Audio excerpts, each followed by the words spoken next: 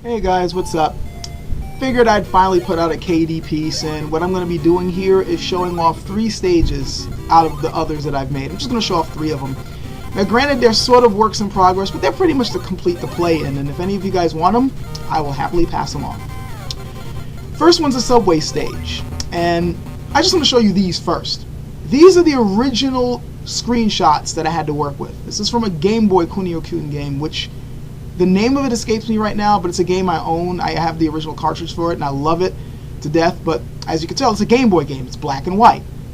So you see this? This is what I had to work with. This is the original images. And here's the result after I worked on it. The color scheme I did myself, splicing it together I did myself, as you can tell. And yeah, as you can see, you can crash into the poles in the back. You know, I like having backgrounds that you can kind of interact with, you know, like jumping on things and crashing into things and whatnot. It wasn't too hard to do. It was just time consuming once I figured out what colors I wanted to do, and you know, just coloring it all in and making the shadows work and making the objects look, you know, like the light is shining on it correctly and look three-dimensional and all that. It was just time consuming. That's all. Man, I'm not doing too well in this, am I? Normally I do not. Normally I play much better than this, but I was concentrating more on trying to show off the stage than actually fighting. But maybe one day I'll do a gameplay vid just to show you how much I can rock at this game.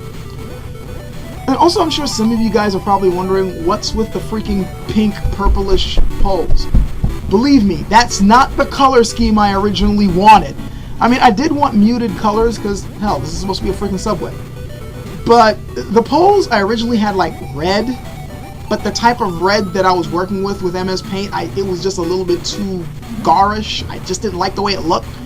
So then I tried working with different shades of red, and it just wasn't working right. And then I tried yellow, and then I tried orange, and then I tried even green. I even tried like green and lime greens, and it just was not fucking working. But then when I worked with purple, I had all the shades I needed. See, when you're working with colors like this, you know, you need different shades of the same color. And with MS Paint, all the other colors on there only had 2 different shades. At least 2 different shades that matched each other. And then they would have another one that doesn't exactly match. And purple was the only one that was on there that had 3 different shades that I could work with. I mean, granted, yeah, I could have went into custom colors and effed around with that, but quite frankly, I just didn't feel like it. You know, it was, to me at the time, it was just too much work. Maybe later on I'll go back into this and like decide to mess with the custom colors and come up with some different shades, but yeah, at the time I just didn't. And it works for the most part, so hey, there you go. By the way, if you're wondering what the tune is that I'm working with, it's from a game called Time Lords. And for those of you who haven't played Time Lords, it's not a great game. And the soundtrack is not all that great either, but this particular tune I really liked and I felt it fit the stage, so that's why I put it in there. And by the way, I know a lot of you KD guys, you like putting updated sounds and like modern music in your games. I don't. This was an 8-bit game with 8-bit aesthetics, so I like putting 8-bit music.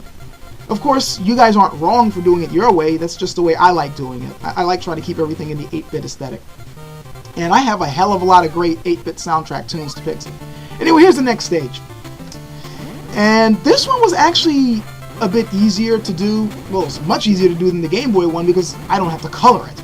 But in some other ways, it was a little bit more tedious because this stage didn't originally look like this. I mean, for the most part it did, but the graphics were a bit more simplistic than the way I made it look here.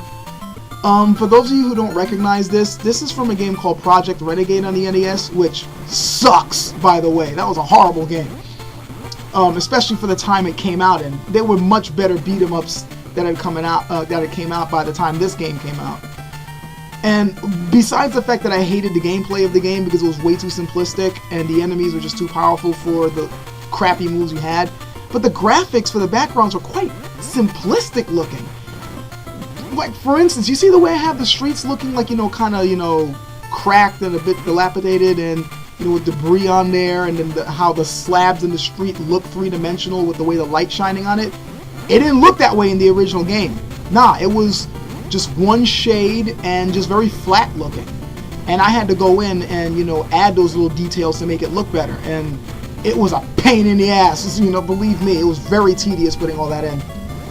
This stage is also not exactly finished because I want to go back in here and put some graffiti on the walls. It's just that I haven't figured out exactly what I want to put on the walls. That's why it's not there yet, but that's what's going on there.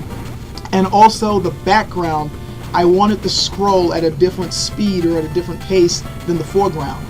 This, by the way, is why I've been asking people if you know how to do parallax scrolling. Please let me know how to do it. Send me a tutorial or something, because I really want to do that for this stage. Have, you know, different scrolling speeds for the foreground and background. On here, let me I ran over here so you can see more of the stage since we're fighting mostly in the middle of it, but this is the other side of it. Yeah, here's definitely going to get a lot of graffiti on there. But yeah, this is the stage. I might even put a couple of animated people in the background if I know how to do animations, and I don't know it yet. So once again, people, if you know how to do that, let me know. Oh, before I forget, the music from this is from a game called Shatterhand, which doesn't suck. And the soundtrack for that game is absolutely awesome. I've been using it for other stages. Okay, you see this image? Pay attention to that, because that's all I had to go on for this next stage I'm about to show you, okay? That little image there. That's all. And this is the result. This is not a stage from the original game. This stage does not exist in the original game. I had to make it a stage from that one image you saw, which shows you how to play it. And yes, from those of you who probably recognize it, it is from the game Flying Warriors. Though the song that you're hearing from is actually not from Flying Warriors, even though it probably sounds like it's from it. It's actually from its Japanese counterpart, Kunio-kun 2. And you guys are probably going, what's the difference? It's pretty much the same game. No, it actually isn't. And this particular tune is not in Flying Warriors. It's only in Kunio-kun 2. And I love this particular tune, and I felt I had to put it in here. This is also an unfinished stage. You might notice that the characters can't go all the way into the background. I have some space that you can't interact with simply because I want to have animations of, I want to have, like, you know, Shaolin monks in the back, you know, practicing their kung fu and stuff, or maybe cheering you on. But again, I don't know how to put animations in here, and I know other people do. So please, anybody who knows how to do that stuff, message me and teach me how to do it. Make a tutorial, something, so I can throw that in there. Otherwise, the stage is not complete. Oh, and also, if you're wondering, the guy I'm using here, that's one of my boss characters that I made called Oni. He is awesome, and I'm going to one day throw a gameplay vid so you can see what he's like. So yeah, that's it, guys. Hope you enjoyed it.